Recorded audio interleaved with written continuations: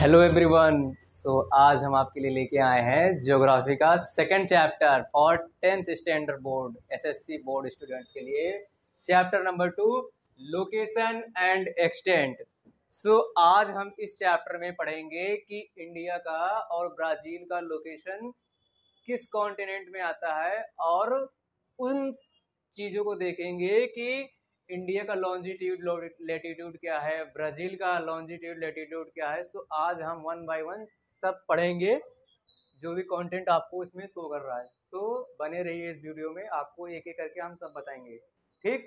सबसे पहले हम समझते हैं लेटीट्यूड और लॉन्जिट्यूड क्या होता है। लेटीट्यूड जो होता है वो होता है, आप देखे होंगे क्लासेस में, आप देखे होंगे, आप स्कूल्स में देखे होंगे, जो लेटीट्यूड उसको बताया जाता है कि हॉरिजॉन्टल लाइन जो होती है ना, हॉरिजॉन्टल लाइन आप साइंस में पढ़े होंगे पीरियोडिक टेबल में।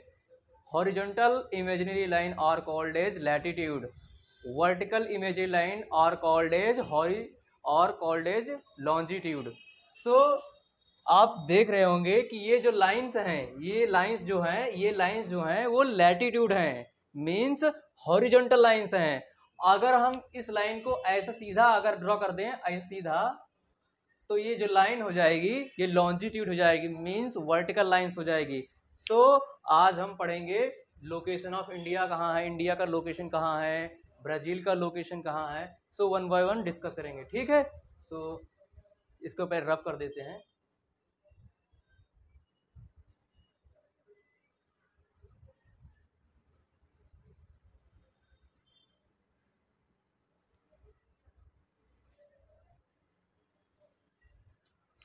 ये है, रफली बना लिया हूं मैं एक अर्थ। ठीक। आप लोग जानते हैं कि अर्थ के जो बिटवीन द टू पार्ट्स होते हैं, it is the equator, 0 degree equator. 0 degree equator से आप जब 23 डिग्री 26 मिनट पे जाएंगे नॉर्थ में, तो उसको बोला जाता है ट्रॉपिक ऑफ कैंसर। और जब आप 23 डिग्री 26 मिनट साउथ में जाओगे तब उसको बोला जाएगा ट्रॉपिक ऑफ कैप्रिकॉर्न। ठीक।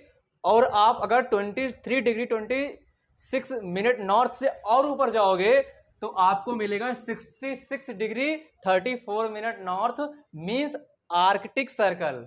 एंड आप इस साउथ में जब आओगे तो 66 degree 34 minute south, means Antarctic circle. अब आप लोग हमें ये बताओ, या फिर आप लोगों को मालूम पड़ गया होगा कि हमारा जो इंडिया है वो इनमें चारों में से कौन से एरिया में लोकेट करता है। आप लोग एक आइडिया ओवरव्यू आ गया होगा, लेकिन उसको समझने से पहले आप एक बार ये समझ लो, उसके बाद आपको बेटर अंडरस्टैंडिंग हो जाएगी इंडिया कहाँ पे एग्जैक्टली लोकेट करता है। ठीक। सबसे पहले हम समझते हैं लोकेशन ऑफ इंडिया।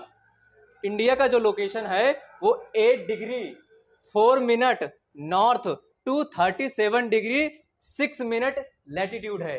मींस आप यहां से देखेंगे, यहां से यहीं पे कुछ पॉइंट्स है, मेजरमेंट तो नहीं है, बट आप रफली समझ जाओ कि यहां से आप देखोगे तो 8 degree 4 minute to 37 degree 6 minute north latitude, मतलब हमारा जो इंडिया है वो इनके बीच में लोकेट है। ओके। अभी आपको एक वन बाय वन ये भी बता दूंगा कि कौन से स्टेट्स हैं जो ट्रॉपिक ऑफ कैंसर पे डायरेक्ट एग्जैक्टली आते हैं। ठीक है। तो उससे पहले एक बार हम ये सब समझ लेते हैं, उसके बाद उसको देखते हैं। ठीक। अब हम बात करते हैं लॉन्जिट्यूड की। तो इंडिया का जो लॉन्जिट्यूड है 68 degree 7 minute east to 97 degree 25 minute east longitude है। ठीक। देन जो इंडिया जो है वो लोकेट करता है नदर्न एंड ईस्टर्न हेमिस्फीयर में in the earth. Then India का जो एग्जैक्ट पोजीशन है, एग्जैक्ट लोकेशन है, वो है साउथ एशियन कॉन्टिनेंट। इंडिया जो है वो साउथ एशियन कॉन्टिनेंट में एग्जैक्टली लोकेट करता है। जब आप एक वर्ल्ड मैप देखोगे ना तो वहां आपको मालूम पड़ जाएगा इंडिया की एग्जैक्ट लोकेशन क्या है।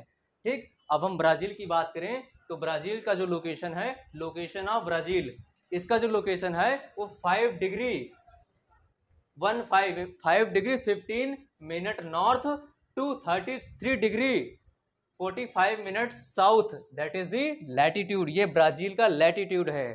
And 34 degree 45 minute east to 73 degree 48 minute west longitude, ये ब्राजील का लॉन्जिट्यूड है। ब्राजील की जो पोजीशन है वो शॉर्ट फॉर्म में लिख दिया हूं, वो नदर्न हेमिस्फीयर में है, कुछ पार्ट्स जो है सदर्न हेमिस्फीयर में है और कुछ पार्ट्स जो हैं वो वेस्टर्न हेमिस्फीयर में है। और ब्राजील का जो एग्जैक्ट लोकेशन है वो है साउथ अमेरिकन कॉन्टिनेंट, मींस जो ब्राजील है वो साउथ अमेरिकन कॉन्टिनेंट में लोकेट करता है। सो आपको एक मोटा मोटा ओवरव्यू हो गया है और आप ये समझ गए कि north pole 90 degree like 90 degree, south pole 90 degree. क्यों 90 डिग्री? क्योंकि ये जो आपस में जो पॉइंट्स है वो 90 डिग्री पे अट्रैक्ट हो रहे हैं, दोनों 90 डिग्री पे एक दूसरे से पार्ट्स हो रहे हैं।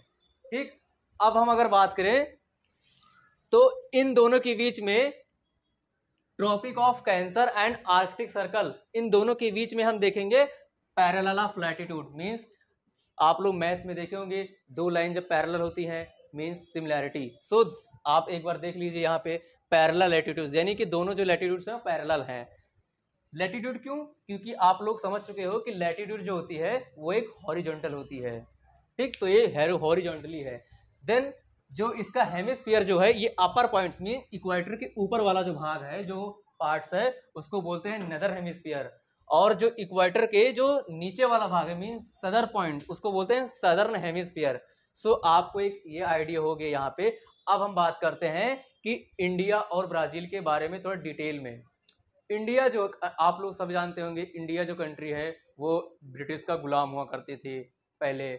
उसके बाद में 15 अगस्त 1947 मीन 15 अगस्त 1947 को इंडिया को इंडिपेंडेंस मिली।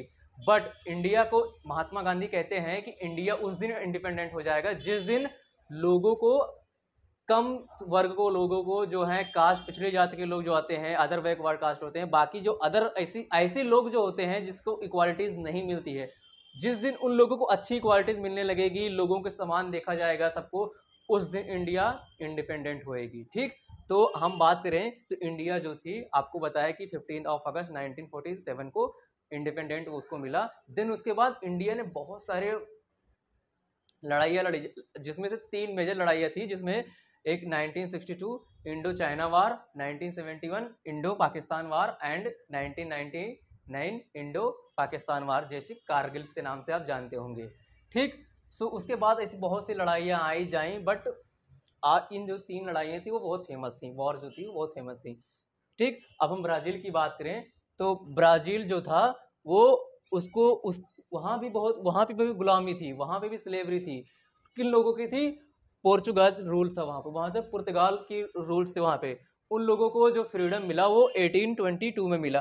बट हुआ क्या, कुछ सालों बाद में वहाँ पे मिलिट्री गवर्नमेंट का शासन हो गया, जब 1930 से टू 1985 तक वहाँ पर जो मिलिट्री गवर्नमेंट का शासन हो गया। इस वजह से वहाँ पे लोगों को कैसा लगा कि मतलब बहुत ज़्यादा स्लेवरी का सामना करना पड़ा। पहले तो पोर्चुगीज से कर रहे थे, उसके बाद मिलिट्री गवर्नमेंट आ गई।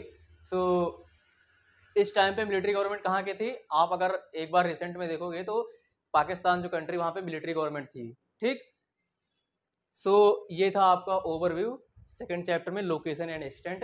ये भी एक चैप्टर जो था ये थोड़ा एक अंडरस्टैंडिंग बेस्ड था कि लैटिट्यूड क्या होता है, लॉन्जिट्यूड क्या होता है, और हमें एक समझना था कि उन लैटिट्यूड और लॉन्जिट्यूड का कितने कितने बीच का डिफरेंस क्या है। सो ये चीज़ें हमने यहाँ पे समझ लिया। और हाँ, आपको एक बता दूँ जानकारी के लिए कि ये जो चीज़ें हैं, ये सब चीज़ें जो पढ़ाया आपको, ये सब चीज़ें आपको सिर्फ अंडरस्टैंड करना है। ठीक, बट कहीं ना कहीं थोड़ा एक समझ के चलना है, क्योंकि ये चीज़ें जो है ये आपको आगे बहुत हेल्प करेगी। ठीक, सो मैं ये सारे नोट्स आपको डाल दूंगा, एक बार आप अगर लिखना होगा तो लिख लेना, बट मैं आपको एक डिस्क्रिप्शन में लिंक दे दूंगा नोट्स का। सो आप वहाँ से नोट्स कॉपी कर लेना और लिखना अच्छे से। ठीक, और अपनी पढ़ाई करते रहना। सो मिलते हैं नेक्स्ट लेक्चर में। So thank you.